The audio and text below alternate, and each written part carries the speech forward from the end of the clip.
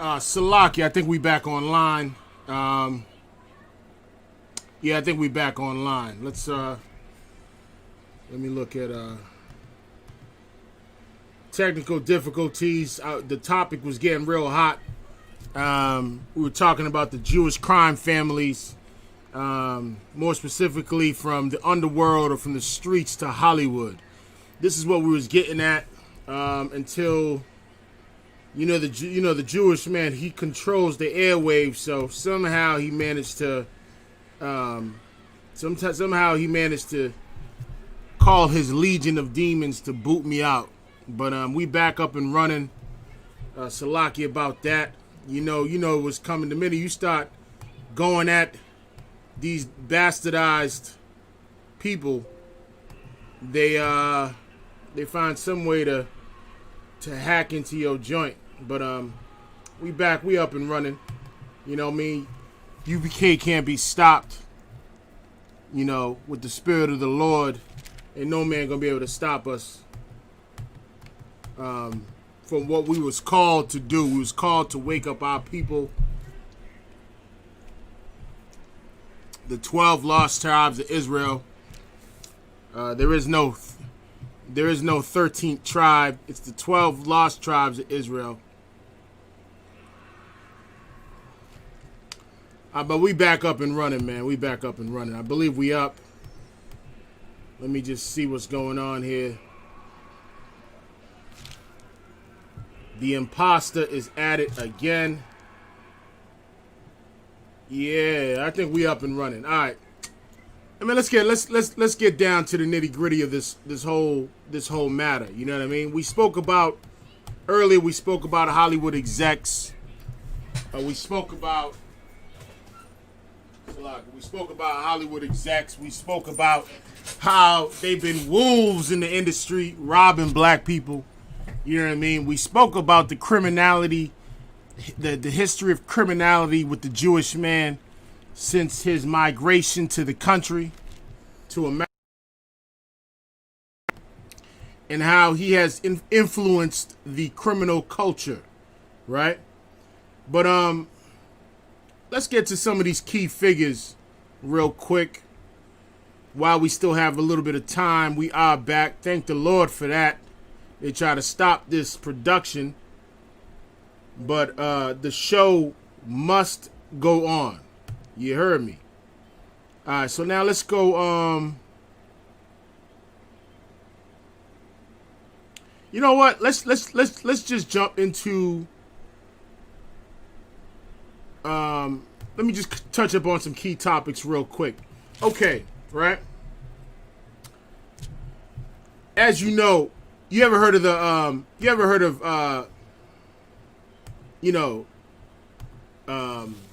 what's his name? Irv Gotti, right?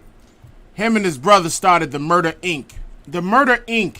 or the Murder Incorporated was a murder squad of Jewish and Italian men, right?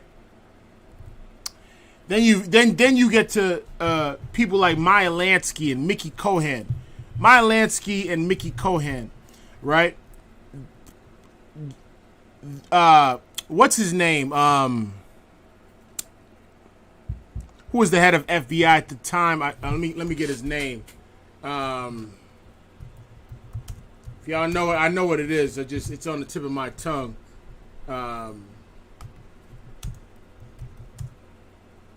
Edgar Hoover, right?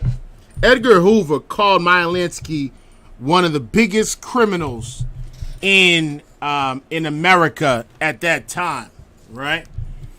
And he's always been the head of the task force when it came to American gangsters, and a lot of it has been brushed under the rug when it came to the Jewish American gangsters, right?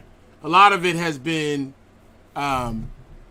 outplayed because of the rise of anti-Semitism and how Jewish leaders have done their best to keep this, it's not a secret, but to keep this under hush. You know what I mean? But let's get to it. let me bring up the first four, right? We're gonna go to myjewishlearning.com, right? In myjewishlearning.com, there's a thing called Jewish Gangsters, a little known chapter in American Jewish history. Notice how we said a little known chapter.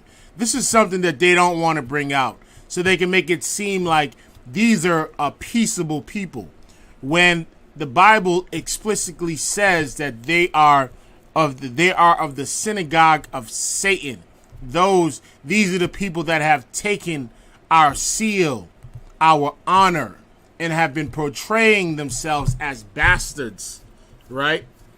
These bastards have been portraying themselves as the chosen people of the Lord, when in reality we are the chosen people of the Lord. Before we read that, let's go to Deuteronomy 28, right? Deuteronomy 28 says this, right?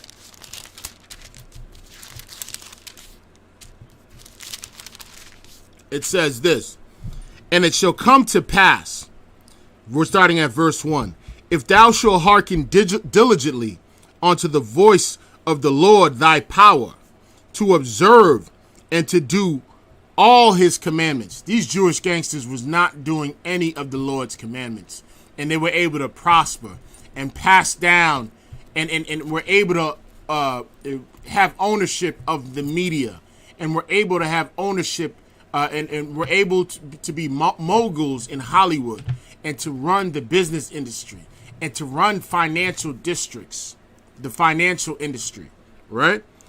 These people did never hearken on to the voice of the Lord thy power, and they were still able to succeed.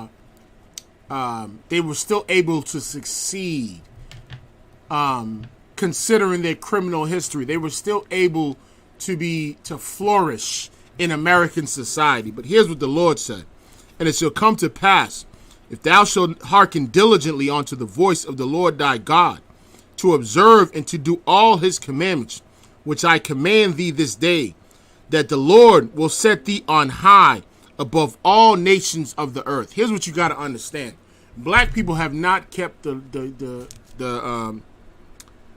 commandments which the Lord commanded us to keep, right?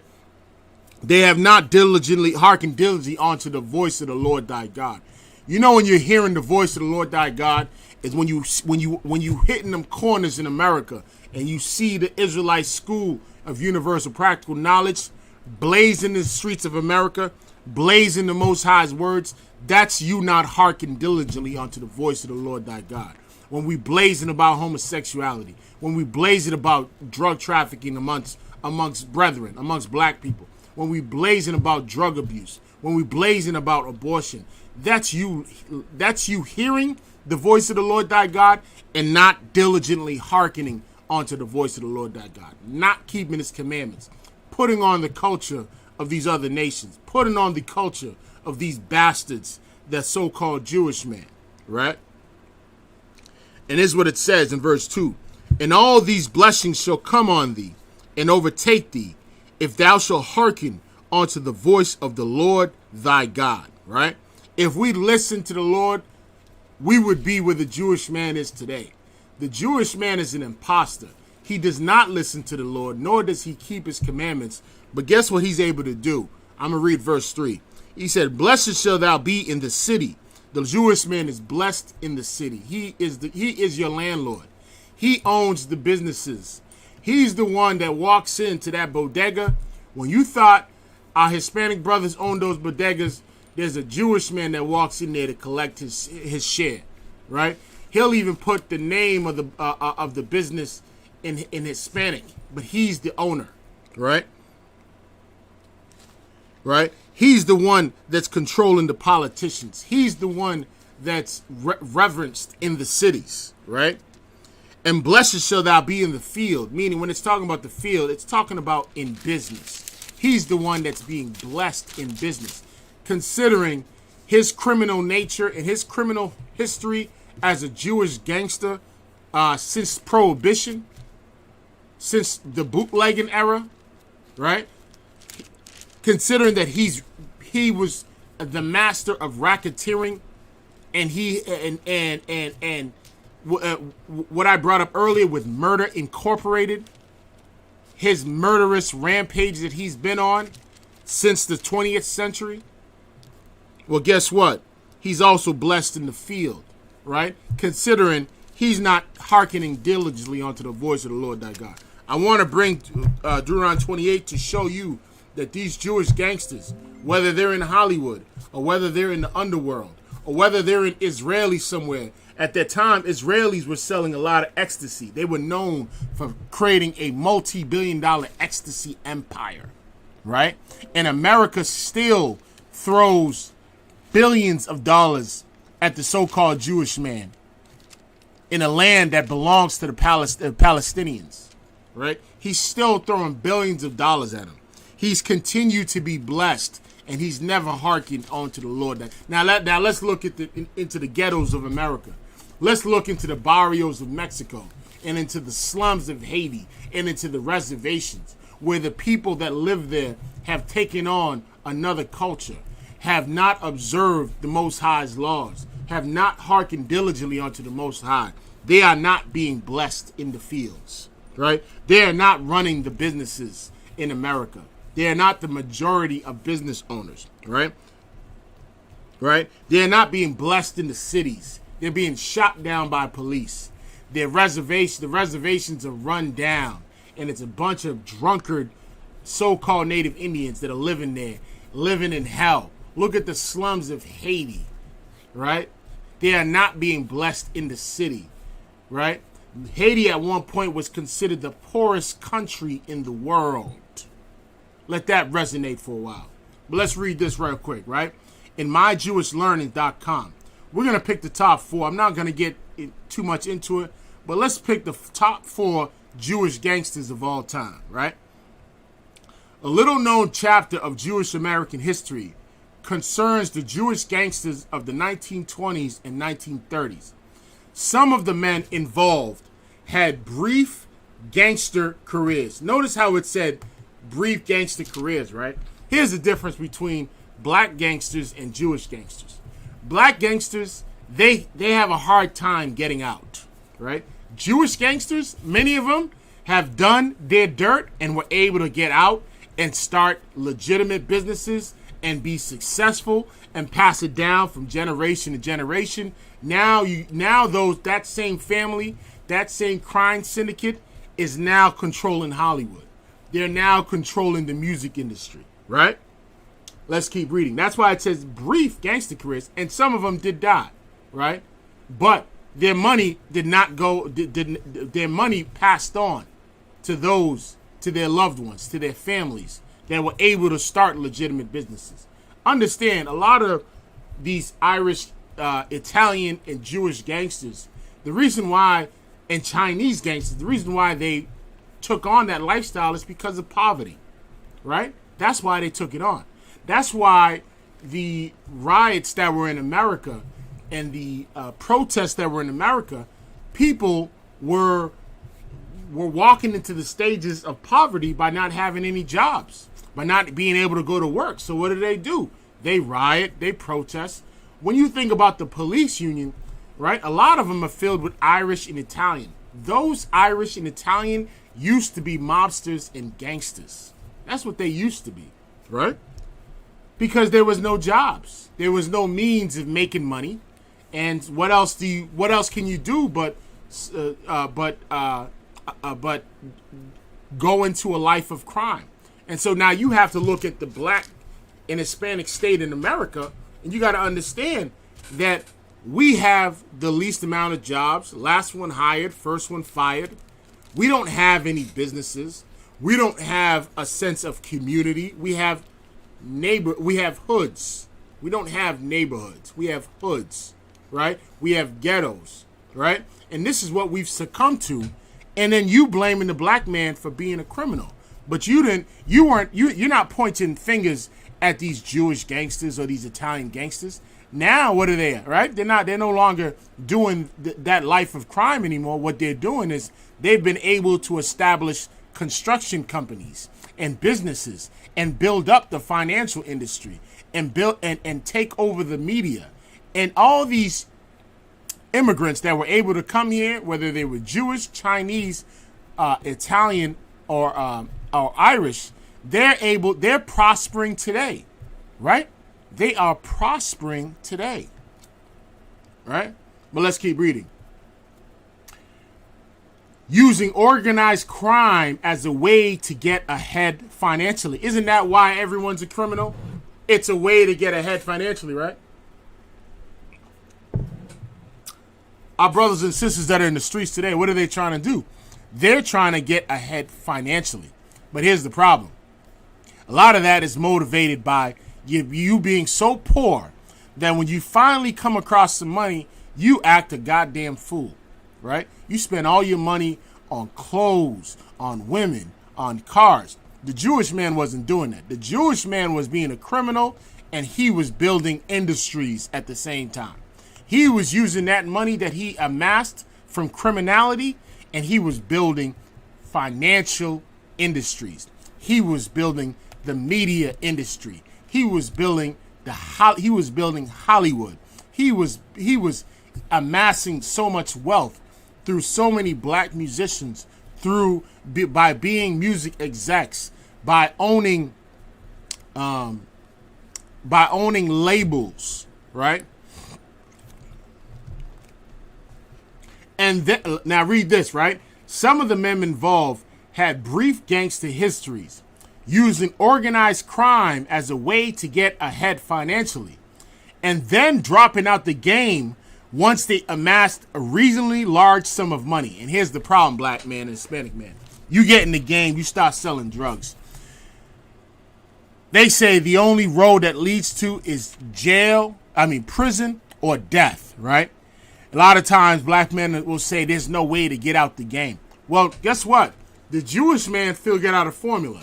He said, I'm going to be a criminal until I amass enough money, reasonable large sum of money, right? Through racketeering, through prostituting, through extortion, right? This is all the things that they do. Through casinos, through labor racketeering, right? Through gambling, right? Until I get a reasonable large sum of money, and then I'm going to go straight legit, right? That was his MO. And that's why when you see him today and you see him prospering, you say, oh yeah, the Jewish man worked hard for that. No, the white man doesn't accumulate wealth through honesty. Are you serious? He does not accumulate wealth through honesty. He is a thief. He's a murderer. He is a criminal. That's why we're bringing out this class today, to show that he's a gangster beyond measure. You think you're a gangster black man. You're not a gangster black man. You know what you are. You're role playing who these true gangsters right here that we're talking about. You're Maya Lansky's, right? That's who you role. You're Bugsy Siegels. You're Mo Dullets, right? That's who you role playing. You know what I mean? But let's keep reading. Others were more entrenched in the mob, swept up in the speakeasy movement during Prohibition. They continued to make money off bootlegged liquor, prostitution, rings, gambling, racketeering, loan sharking, and murder for hire business, properly known as Murder Inc. Murder Inc., despite of Irv Gotti, was a murder for hire business. A lot of these Jewish mobsters murdered for these Italian mobsters, right? What's his name? Let me figure out his name. We're gonna bring him up in about a sec. The best known Jewish gangsters were Bugsy Siegel, Louis Lepke Bachelter, Longy Zwilman, Mo Dullets, and Meyer Lansky. Though they wielded incredible power in America's big cities for many years, Meyer Lansky once said that he and his colleagues were bigger than the U.S. Steel. That's how much money. You know how much wealth the U.S. Steel has? They say they were bigger than the U.S. Steel. Their numbers thinned considerably as World War II came to an end. Many were hunted down by authorities and jailed and executed. But here's the key. Some were never caught, right? Which more than likely, most of them were never caught, right? The white man don't have to pay for his crimes like black and Hispanic men do, right? Let me get Psalms. Actually, let me get Salaki. You know what? Let me get Amos chapter 3, verse 1. Right? Let's go to Amos chapter 3, verse 1. Let me the hell with that digital sword, man. Learn how to navigate through this Bible, man. You know what I mean? Put that digital sword down. Let's learn how to navigate through this. Let's pull out the records, you know what I mean? So people know this is authentic when you pull it out. Amos chapter 3, verse 1. Here's what it says. It says this. Hear this word. Salakia. Let's go to verse 3. It says, hear this word that the Lord has spoken against you, O children of Israel, against the whole family. When it says the whole family, we talking about the Haitians, the Dominicans, the Puerto Ricans, the Mexicans, the so-called Negro in this country, right? The Cubans, right? The so-called Jamaica, Trinidad, those in South America, right? Here's what it says. Hear this word that the Lord has spoken against you, O children of Israel, against the whole family.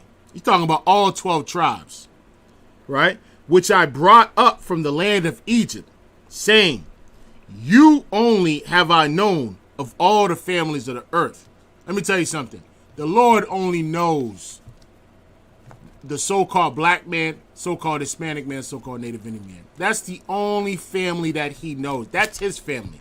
He don't know the so-called Jewish man. He don't know him. You don't know. And that's why, because he don't know him, right? Because he's not their father, here's what they're able to do. They're children that can run around and do what the hell they want until Judgment Day, right? They can go and rob, steal, kill, murder, and they're not going to receive the same punishment as we receive, because our Father knows us. He knows his children, and he's given his laws and his statutes and his commandments to his children. Now here's what it says right here. You only have I known of all the families of the earth. Because he only knows us, here's what he says. Therefore I will punish you for all of your iniquities. It didn't say some of your iniquities.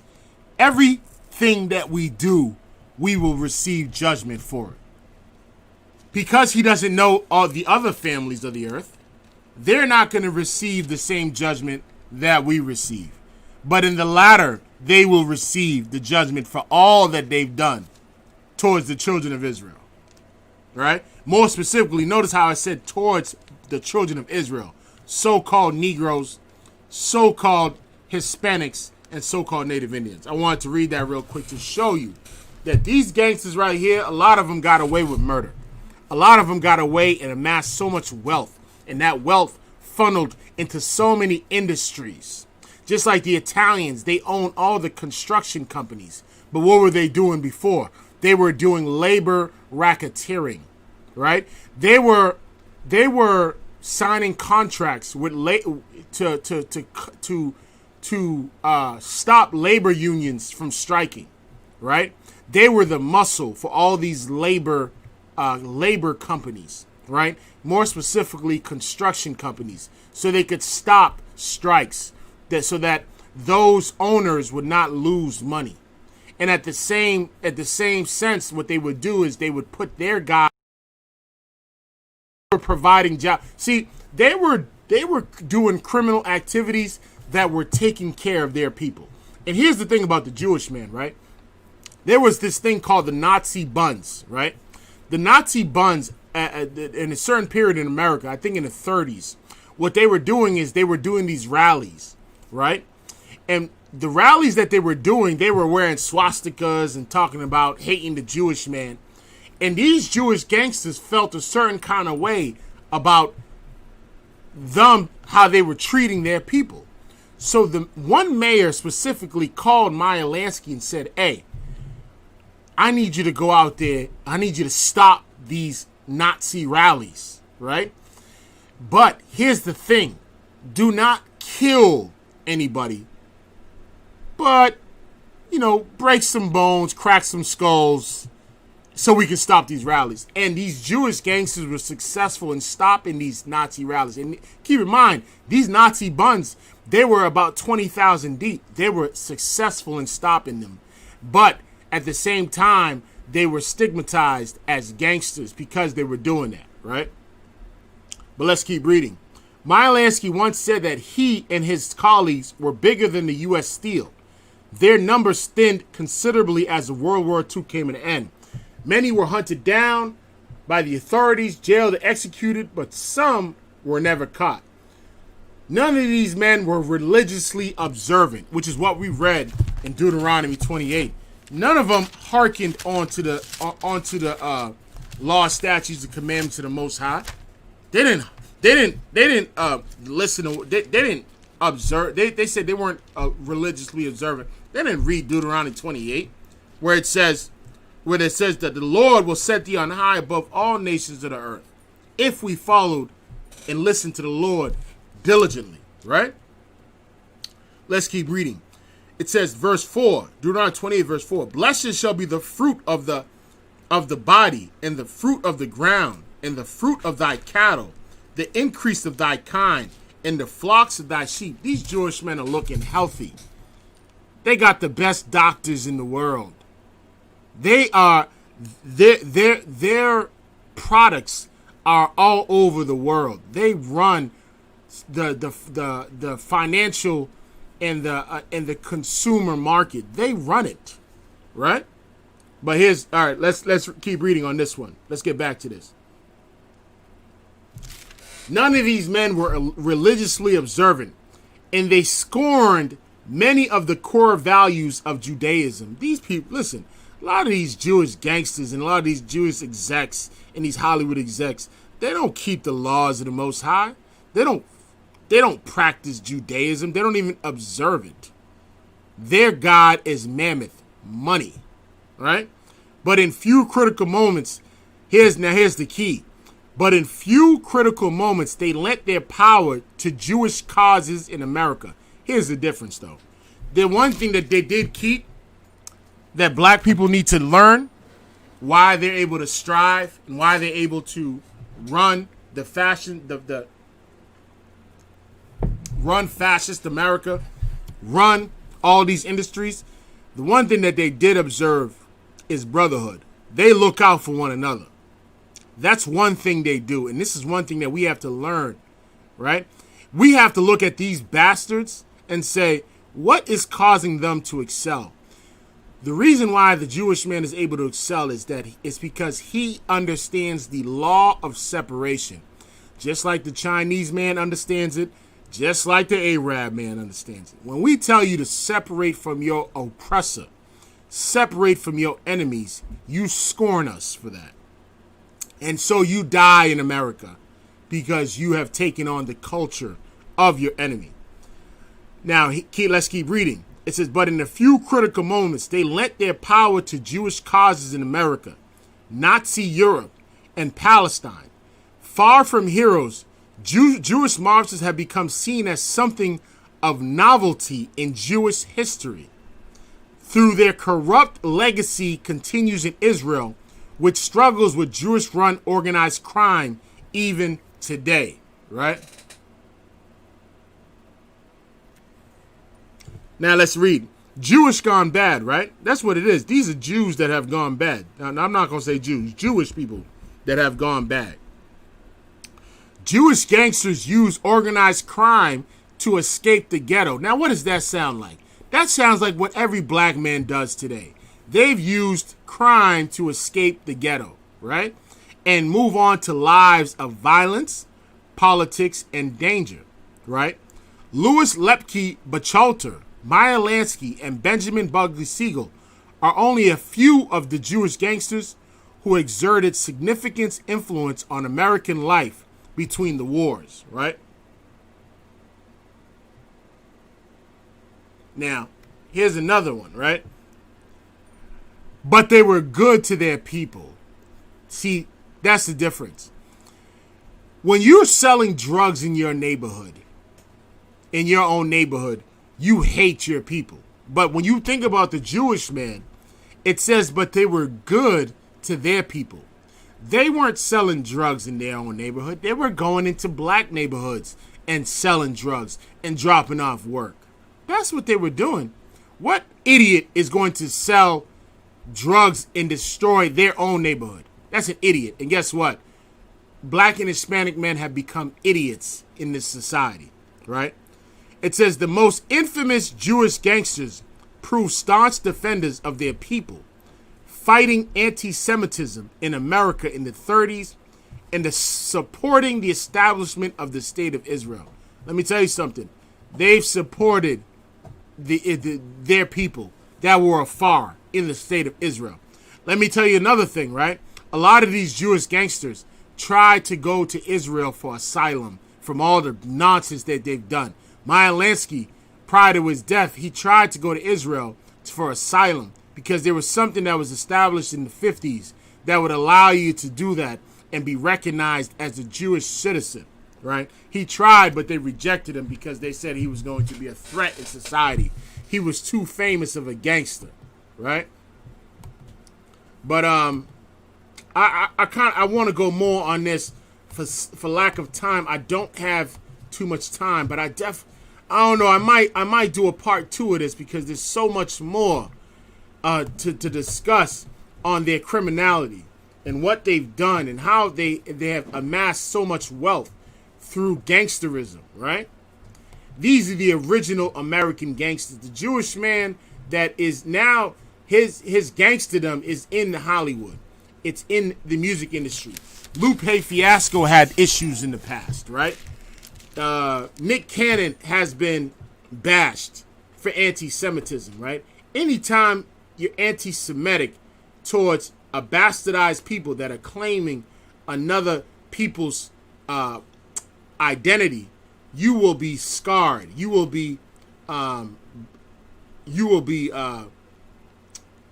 listed as a hate monger. You know what I mean? But there's kind of more I want to bring onto it. But let me see if I can pull up one more real quick. What about this right here? Let's get this real quick, right? I want to go to Meyer Lansky. He was one of the bigger ones. Let's just do a little reading on this. One more minute. Meyer Lansky was frequently mentioned by law enforcement officials as being one of the kingpins of organized crime in the United States. You wanted to know who was the kingpin from 1902 to 1983? This man was his birth and death. He was a kingpin in organized crime. And keep in mind, Meyer Lansky was an accountant. Him and Bugsy Siegel amassed so much wealth through the casinos. More particularly, he did, right? Since the 1920s, he was linked with names like Bugsy Siegel, Longy Zwillman, Lucky Luciano, who started the Five Family Italian families, Johnny Torrio, and Frank Costello. His alleged gambling empire was at one time said to encompass Florida, the Caribbean island, and Las Vegas. He built an empire through gambling. Imagine how much connections Meyer Lansky had up from the inception of the casinos to 1983. Although he was indicted numerous times, Lansky was only convicted once in 1953 on a gambling charge, and he served 3 months in jail. This devil did so much crime throughout this period, he only went to jail 3 months. What I read in Amos 3 and 6, he said, the Lord said, "You of all the families have I known, therefore I will punish you for all your iniquities." They're not getting punished for all their iniquities. Not yet, at least. Not in their lifetime, but during Judgment Day, their punishment will come. In 1971, Lansky applied for Israeli citizenship. His application was rejected. Lansky, let me tell you something about Meyer Lansky. Meyer Lansky fought for his people. He wasn't having it with the whole anti-Semitism. But here's the thing. The people that have truly been anti-Semitic are the people that have come against so-called Negroes, so-called Hispanics, and so-called Native Indians, because they're the real Jews that the Bible speaks of, right? And here's the thing. You should learn a thing or two, black man, from these devils. You know why? Because despite all their criminality, they still honored being a brother to their people and not hurting their people, right? That's one thing that they've kept. They've kept that law, brotherhood amongst their people, which is something that we should use and say, okay, if it's worked for our so-called oppressor, who is a phony and imposter, it should work for us, who are the real people, who are the chosen people of the Lord, who the Lord gave Deuteronomy 28 to, who the Lord gave Amos chapter 3, verse 1 and 2, right? And with that, we're going to class. We out of time. Thank you for tuning in. I thought this was a very important class. We did have technical difficulties, like I mentioned. These Zionist, Jewish frauds, somehow managed to disturb this class and create technical difficulties. But with that, we got class tomorrow. Tuesday class is Brotherhood. Wednesday is the Law class. Tune in to Commander General Yohana's radio show tonight. Black Watch with Commander General Yohana from 9 p.m. to 11 p.m. Tune in tonight. And with that, fam, shalom.